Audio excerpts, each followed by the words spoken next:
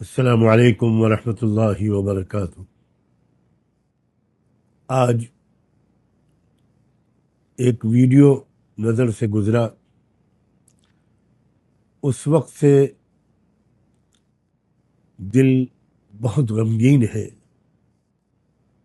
اس video کے ذریعے یہ خبر موصول ہوئی کہ مغربی یو پی کے مشہور شہر مظفر نگر کے کسی علاقے میں کسی کیفے پر یا دو کیفے پر پولیس نے چھاپا مارا اور وہاں 40 لڑکیوں اور لڑکوں کو بہت ہی گندے اور ناقابل بیان کاموں میں مصروف پایا۔ رنگے ہاتھوں ان کو پکڑا گیا۔ ان کے پاس سے شراب اور بیئر کی بوتلیں بھی ملی اور دوسری اور کچھ چیزیں بھی ملی جن کا میں نام نہیں لے سکتا۔ اور بہت ہی افسوس اور دکھ اور شرم کی بات ہے کہ لڑکیاں شاید سب کی سب مسلمان تھیں اور لڑکے سب یا ایک دو کو چھوڑ کر باقی اکثریت ہندو لڑکوں کی تھی۔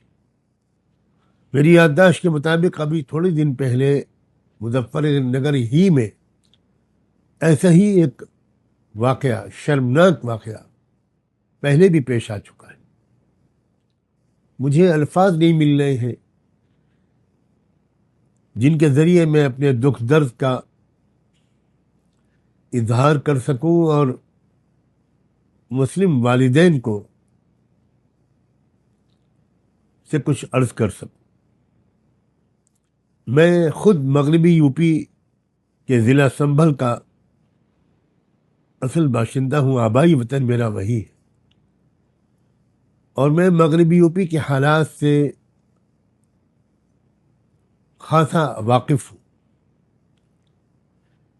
ویسے تو یہ بے حیائی اور بے شرمی کی وبا، آندھی اور سونامی پورے ملک میں چل رہی ہے، پوری دنیا میں شاید چل رہی ہے، لیکن میری معلومات کے مطابق مغربی یو پی کے وہ اضلاع جہاں مسلمان بہت خوشحال ہیں اور اکثریت میں ہیں یا بڑی تعداد میں، وہاں کی صورتحال بہت بری ہے، بہت بری ہے، بہت بری ہے۔ میں پہلے مسلمان بچیوں کے والدین سے ان کے پورے احترام کے ساتھ کچھ کہنا چاہتا ہوں۔ کیا یہ بات صحیح نہیں ہے کہ آپ نے اپنے بچوں اور بچیوں کی تربیت کی طرف دھیان نہیں دیا؟ آپ نے ان کو ایک شریف پاکیزہ زندگی کے آداب اور اطوار نہیں سکھائے۔ آپ نے ان پر اندھا بھروسہ کر کے ڈگری کی تلاش میں کالجوں اور یونیورسٹیوں میں بھیج دیا۔ بالکل خبر نہیں لی آپ نے کہ کالج میں وہ تعلیم حاصل کر رہی ہیں یا اخلاق بیچ رہی ہیں، کردار کا سودا کر رہی ہیں، اسلام کو بدنام کر رہی ہیں۔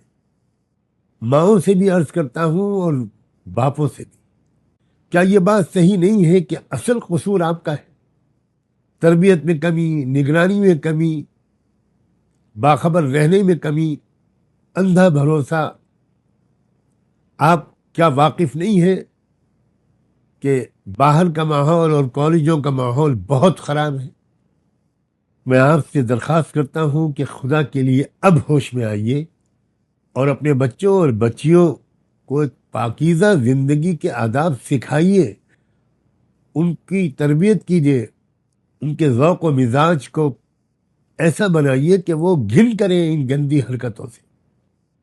پھر آج کل لڑکیوں کی شادی میں بہت تاخیر ہو رہی ہے۔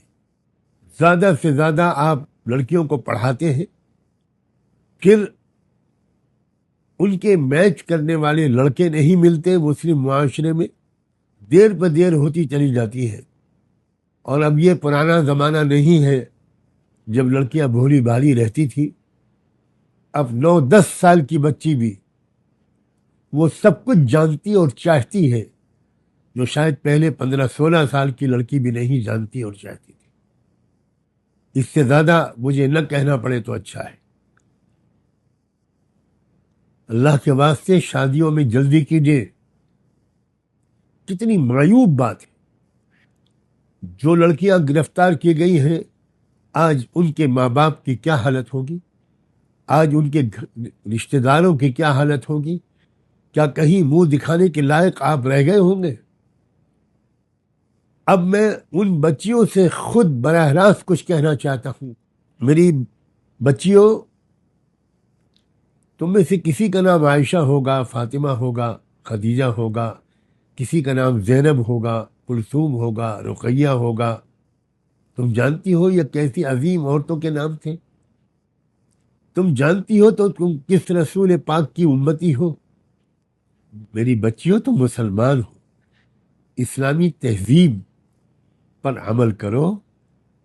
جو غلطیاں ہو گئی میں صرف تم سے یہ کہتا ہوں اور بڑی محبت کے ساتھ کہتا ہوں، اب گڑ گڑا کر رو رو کر اللہ سے معافی مانگو، توبہ کرو، اپنی زندگی کو بدلو. نماز پابندی سے جی لگا کر پڑھو، قرآن سے اپنے تعلق کو بڑھاؤ. کیا تم کو احساس نہیں ہوتا کہ تمہاری عمر کی لڑکیاں مسجد اقصی کی حفاظت میں جانیں دے رہی ہیں، شہید ہو رہی ہیں، سینے پر گولیاں کھا رہی ہیں؟ ان کی تمنائیں، ان کا کیریکٹر، ان کا کردار، ان کے جذبات کیا ہیں؟ اور میں اس سے زیادہ کہہ کر تمہارا دل دکھانا نہیں چاہتا کہ تم خود اپنے گریبان میں جھانک کر دیکھو کہ ان کا کردار کیا ہے اور تمہارا کردار کیا ہے، ان کی مشغولیتیں اور دلچسپیاں کیا ہیں اور تمہاری مشغولیتیں اور دلچسپیاں کیا ہیں. کیا تم اس بات کو نہیں سمجھتی کہ جن لڑکوں کو تم اپنا دوست سمجھ رہی ہو وہ تمہارے بدترین دشمن ہیں؟ ان کو اس کام پر لگایا گیا ہے کہ تمہاری زندگی برباد کرے، تمہارے خاندانوں کو بدنام کرے، تمہیں اس قابل نہ چھوڑے کہ کوئی تم کو اپنی بیوی کی حیثیت سے قبول کرے. تم نہ ادھر کی رہو نہ ادھر کی رہو. میں جانتا ہوں کہ تم پر جادو بھی کرایا جا رہا ہے، لیکن میں یہ بات بھی صاف کہہ دینا چاہتا ہوں، انہوں نے دور بیٹھ کر تم پر جادو نہیں کیا ہے، پہلے تم سے دوستی کی ہے. تم ان کی دوست بنی ہو، ان کے ساتھ پارکوں اور ہوٹلوں میں گئی ہو، تبھی ان کو موقع ملا کہ وہ کچھ مٹھائی کھلا کر یا کسی اور طریقے سے جادو کریں تم پر، اگر انہوں نے جادو کیا ہو. اور میں ان ہندو لڑکوں سے بھی کچھ کہنا چاہتا ہوں، حالانکہ مجھے شک ہے کہ میری یہ بات ان تک پہنچ پائے گی. میرے نوجوان بچوں، تم بھی بھارت کے ناگرک ہو، اور مجھے بھی اس بات پر گورو ہے، فخر ہے کہ میں بھی اسی بھارت کی مٹی میں پیدا ہوا ہوں. بچوں، تمہارے سماج اور تمہاری قوم میں بڑے بڑے لیڈر پیدا ہوئے، بڑے بڑے رشی منی اور مہاتما پیدا ہوئے، جنہوں نے مانوتا کی اور دیش کی بڑی خدمت کی ہے.